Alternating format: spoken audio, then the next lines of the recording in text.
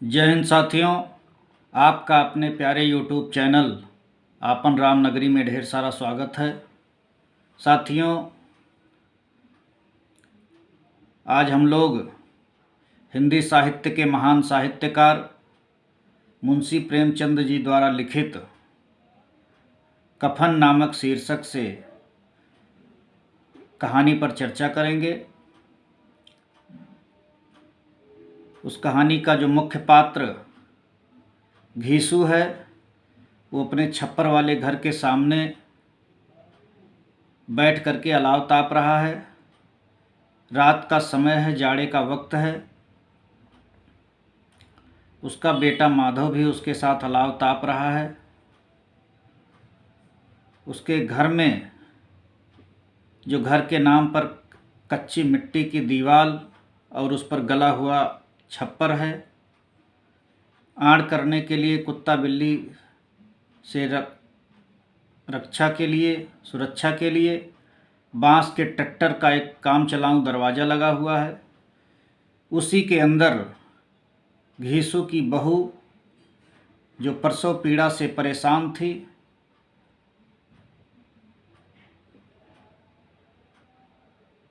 वो दर्द से कराह रही थी, तड़प रही थी।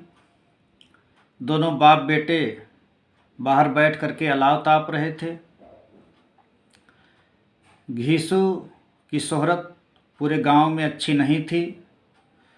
वो निहायत आलसी और काहिल प्रवृत्ति का व्यक्ति था। एक दिन मजदूरी कर लेता तो 4 दिन ऐसे ही घूमा करता था। जब तक घर में खाने को एक दाना रहता तब तक वो काम पर कतई न जाता। उसका बेटा माधव उसी के पदचिन्हों पर चल करके, बल्कि उससे भी 10 कदम आगे था। वो भी काम काज कतई नहीं करना चाहता था, जिसके कारण से घीसू के परिवार में दरिद्रता पैर जमा करके बैठ गई थी। दोनों बाप बेटे कभी चोरी कर लेते थे, कभी गांव में जो किसानों का गांव था, किसी के यहाँ काम करने के लिए हाँ कर लेते, फिर मौके पर ना जाते। दोनों का व्यवहार भी बहुत खराब था। जाड़े का समय था, कभी किसी किसान के खेत से आलू चुरा लाते, कभी मटर उखाड़ लाते, कभी गन्ने तोड़ लाते। ऐसे चोरी से खा करके अपना जीवन काटते थे। उस रात भी जब बहू, जिसका नाम बुधिया था, जिसका विवाह 1 साल पहले घीसू ने माधव के साथ किया था, घर में उसके आने पर रोटी पानी का मुकम्मल इंतजाम हो गया था। कोई घर को संभालने वाला मिल गया था। आज जब वो प्रसव पीड़ा से तड़प रही थी तो दोनों बाप बेटे बाहर बैठ करके अलाव ताप रहे थे।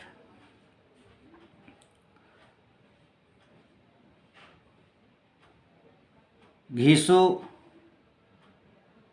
कहता है कि अगर भगवान कोई संतान भी दे देगा तो घर में न तेल है, न सौंठ है, न गुड़ है, क्या होगा। बीच बीच में रह करके जब बुधिया तड़पती थी, जब कराहती थी, तो माधव भी कहता था कि हे भगवान, या तो इसको उठा लो, या तो इसको इस कष्ट से राहत दीजिए। 2 दिन से दोनों बाप बेटे कुछ खाए नहीं थे। किसी किसान के खेत से आलू चुरा करके लाए थे, अलाव में भून रहे थे। घीसू ने माधव से कहा कि बेटा, तुम्हारी पत्नी है, जाओ उसको देख लो किस दशा में है, थोड़ा उसको देख आओ। तो माधव इसलिए नहीं उठ करके देखने जा रहा था कि उसके मन में था कि जब हम अलाव छोड़ करके घर में जाएंगे तो कहीं ये दादा घीसू को माधव प्यार दादा कह के पुकारता था। कहीं दादा अलाव में से आलू न साफ कर दें, 2-4 आलू न खा लें। माधव नहीं उठा। माधव कह रहा, दादा आप ही चले जाओ। तो घीसू ने कहा कि बेटा हम कैसे जाएंगे, हमारे सामने लजाएगी और फिर पता नहीं किस दशा में हो, हमारा जाना ठीक नहीं है। हमको देखेगी तो अच्छे से हाथ पैर नहीं पटक पाएगी। दोनों वहीं बैठे बैठे बात करते हैं, उसको देखने नहीं जाते हैं। आलू आधा कच्चा आधा पका हुआ था। दोनों फटाफट खोद करके अलाव में से निकाल करके खाना शुरू कर देते हैं। आलू इतना गर्म था, इतना अंगार था कि जवान हलक और तालू को जला दे रहा था। इस अंगारे को मुंह में रखने से ज़्यादा खैरियत इसी में थी कि वो उसको निगल जाए, वो अंदर पहुंच जाए। इसलिए दोनों फटाफट निगल जा रहे थे। आलू खाने के बाद गर्मा गर्म इतनी थी कि आंख से आंसू निकल आ रहे थे। आलू ख़त्म हो गया। दोनों पानी पी करके अपनी अपनी धोती ओढ़ करके उसी अलाव के किनारे लेट गए और सो गए। दोनों ऐसे लेट गए, ऐसे लग रहा था जैसे अजगर गेंडुलिया मारे पड़ा हुआ हो। सुबह माधव की आंख खुली तो देखा कि एकदम सन्नाटा है। भाग करके कोठरी में गया तो उसकी पत्नी बुधिया का हाथ पैर एकदम ठंडा हो चुका था। उसके मुंह पर मक्खियां भिनभिना रही थीं। घीसू को बताया। दोनों फिर हाय तौबा मचाने लगे, जोर जोर से चिल्लाने लगे, रोने लगे, बहुत ही करुण विलाप करने लगे। मोहल्ले के लोग इकट्ठा हुए, उनको दिलासा देने लगे।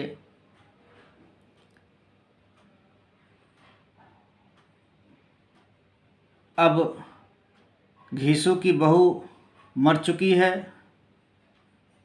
उस बात का जहाँ कष्ट है, उससे ज़्यादा कष्ट इस बात का है कि अब लकड़ी का इंतज़ाम कैसे होगा, कफन का इंतज़ाम कैसे होगा। घीसू माधव को कहता है, बेटा तुम यहीं रुको, हम अभी आते हैं। घीसू गांव के जमींदार के पास जाता है और जा करके जमीन पर मत्था रख करके जोर जोर से रोने लगता है। जमींदार को घीसू की शक्ल से नफरत थी, उसके व्यवहार से वो परिचित थे। उसकी एक भी बात मानने और सुनने को तैयार नहीं थे। लेकिन घीसू की जोर जोर रोने से, उसकी करुण पुकार से जमींदार का दिल पसीज उठता है। घीसू कहता है कि आप ही माई बाप हो, अगर आप उसको सहारा नहीं दोगे तो उसकी मट्टी नहीं उठ पाएगी। जमींदार गुस्से से अपने कुर्ते की जेब में से 2 रुपए का नोट निकाल करके घीसू के सामने फेंक देता है। घीसू उस 2 रुपए के नोट को ले करके फिर गांव की तरफ निकल आता है और वही 2 रुपए का नोट दिखा करके गांव के साहूकारों से, बनियों से चंदा मांगता है। जब गांव के जमींदार ने मदद कर दिया तो उन्हीं के नाम पर पैसा मांग रहा था और सभी लोगों ने उसको सहयोग किया, मदद किया। थोड़ी देर में 5 रुपए की अच्छी खासी रकम इकट्ठा हो गई। घीसू घर आया, माधव को अपने पास बुलाया और दोनों कफन लेने के लिए बाजार निकल जाते हैं। पड़ोस की महिलाएं बुधिया के शव के पास बैठी हुई उसके दुख में 2 आंसू गिरा रही थी, 2 आंसू टपका रही थी, रो रही थी। माधव और घीसू दोनों बाप बेटे बाजार कफन लेने के लिए निकल जाते हैं। बाजार पहुंचने के बाद घीसू कभी इस दुकान पर जाता है, कभी उस दुकान पर जाता है, कभी वहाँ मोल भाव करता है। वो पैसा खर्च करना नहीं चाहता था। माधव से कहता है कि बेटा, समाज का भी अजीब रवाज है, जिसको जीते जी चिथड़े नहीं नसीब होते, उसको मरने के बाद नया कफन दिया जाता है, और वो कफन उसकी लाश के साथ जल भी जाता है। अगर यही 5 रुपया उसके ज़िंदा रहते, उसके सही सलामत रहते मिल गया होता तो हम लोग उसकी दवा दारू कर लेते, तो हो सकता है आज वो ठीक होती। माधव घीसू की मनसा समझ रहा था। फिर दोनों धीरे धीरे बाजार के किनारे की तरफ बढ़े। शाम होने वाली थी, दोनों थके हारे थे, कई दिन के भूखे थे। पता नहीं किस दैवीय प्रकोप से दोनों बाजार की मधुशाला के पास पहुँचे। घीसू मधुशाला में बैठे साहू जी के पास जाता है, कहता, साहू जी एक बोतल दीजिए। साहू उसको बोतल देते हैं और दोनों फिर चखना मंगाते हैं, कुछ कलेजी मंगाते हैं। बैठ करके 3-4 खुज्जी शराब पीते हैं।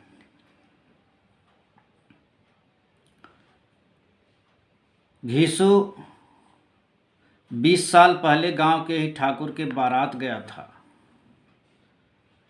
तो वही माधव से बता रहा है कि बेटा वैसा भोजन आज तक नहीं मिला। बहुत दरिया दिल था वो ठाकुर, पेट भर के पूड़ियाँ खिलाया था। 3 तरीके के सूखे साग, एक रसेदार तरकारी, पूड़ियाँ असली घी की, चटनी, रायता, दही और मिठाई। खूब जितना जी करे मांगो, पेट भर कर खाओ। माधव पूछा कि दादा कितनी पूड़ी खाए रहे होगे? 20 खाए रहे होगे। माधव कहा कि नहीं, लगभग 50 पूड़ी हम खाए थे। पूरा पेट भर खाना खाने के बाद पानी पीने की शक्ति नहीं थी। मुंह हाथ धोने के बाद पान इलायची का भी व्यवस्था था।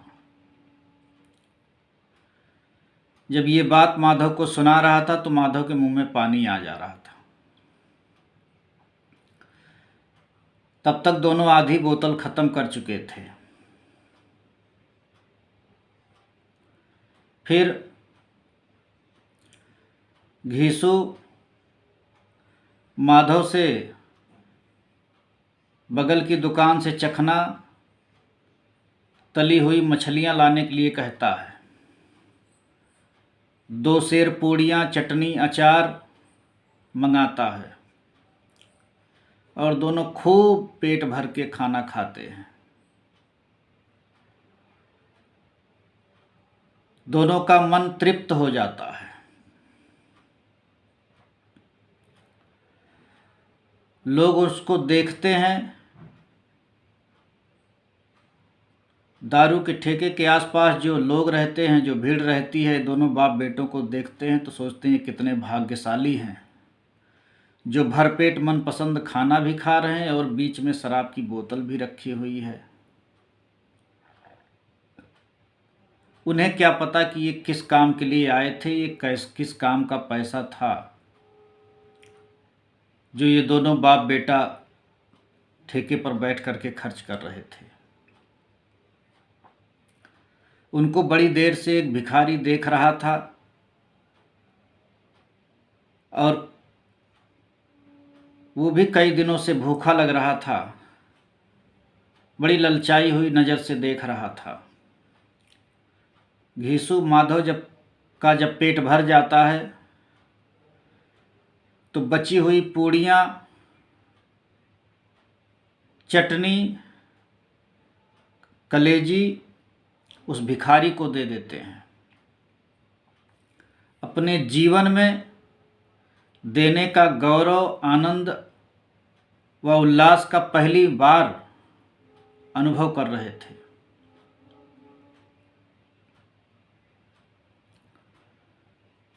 घीसू ने भिखारी को पूड़ियाँ देते हुए कहा कि ये लो, जी भर के खाओ, और जिसकी वजह से ये पूड़ियाँ मिली हैं उसको खूब आशीर्वाद दो, जिससे उसे बैकुंठ हो जाए।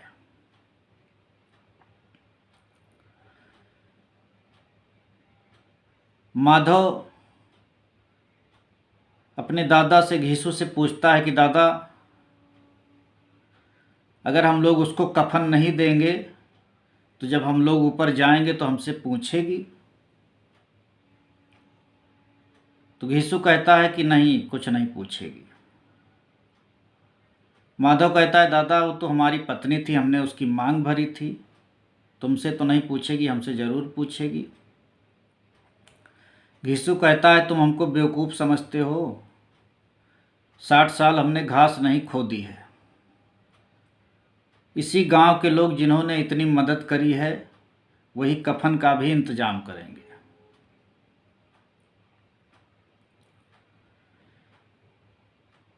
सांझ हो गई थी, रात होने को थी, आसमान में तारे निकल रहे थे, आसमान में उजाला हो रहा था। दोनों आसमान की तरफ देखने लगते हैं, शराब की मस्ती में भी झूम गए होते हैं।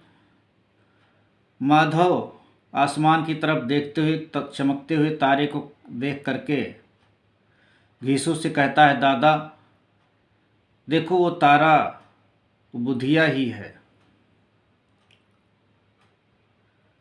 घीसू उसको बड़े ही दार्शनिक अंदाज में समझाता है कि बेटा ये संसार है, यहाँ आना जाना लगा रहता है, अब वो चली गई है, अब उसका गम भूल जाओ।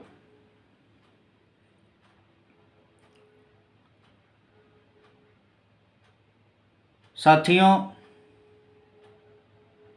इस कफन नामक कहानी को पढ़ने के बाद लोग अपने अपने दृष्टिकोण से निष्कर्ष निकालते हैं। हम जहाँ तक समझ पाते हैं कि इस कहानी में हमको 2 महत्वपूर्ण बातें समझ में आती हैं। एक, जो व्यक्ति निहायत आलसी हो, काहिल हो, निर्लज्ज किस्म का हो, उसके लिए कोई चीज़ मायने नहीं रखती, न मान, अपमान, सम्मान, स्वाभिमान, कोई चीज़ मायने नहीं रखती है। दूसरा, ये भी पहलू है कि जो व्यक्ति भूखा ही रहा हो, कभी भरपेट भोजन ना पाया हो, कभी अच्छा खाना ना पाया हो,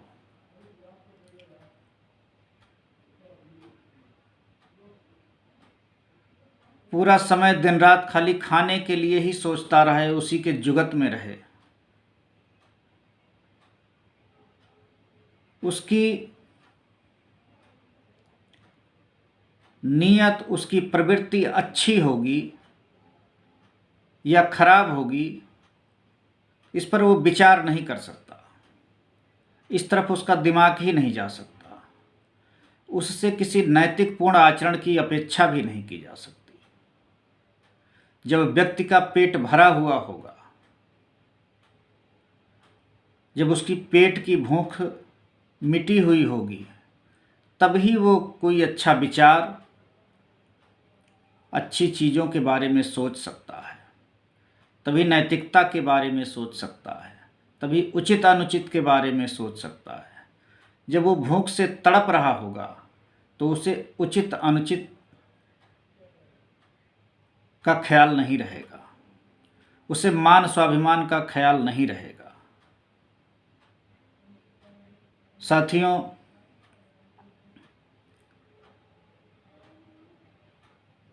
इस कफन नामक कहानी को हमने अपने टूटे फूटे शब्दों में आप तक पहुंचाने की कोशिश की है। आपको कहानी कैसी लगी, कैसा अनुभव रहा, अपना विचार ज़रूर कमेंट बॉक्स में साझा कीजिएगा। जो साथी चैनल पर नए हैं वो कृपया चैनल को सब्सक्राइब कर लें, लाइक करिएगा, कमेंट करिएगा। बहुत बहुत धन्यवाद।